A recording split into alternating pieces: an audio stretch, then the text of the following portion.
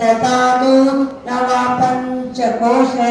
नव पाणिपादौ न सोपस्तवायु चिदानंदरूप शिवोगम शिवोगम न मे द्वे जनागौ न मे लोकमोहौ मेघो नैवमेव माञ्चल्यभाव न धर्मो न सातो न कामो न मोक्ष चिदानन्दरूप शिवोऽहं शिवोऽहं न पुण्यं न पापं न सौख्यं न दुःखं न मन्त्रो न तीर्थं न वेदो न यज्ञ अहं भोजनं नै भोज्यं न भोक्ता चिदानन्दरूप शिवोऽहं शिवोऽहं न मे मृत्युसर्ग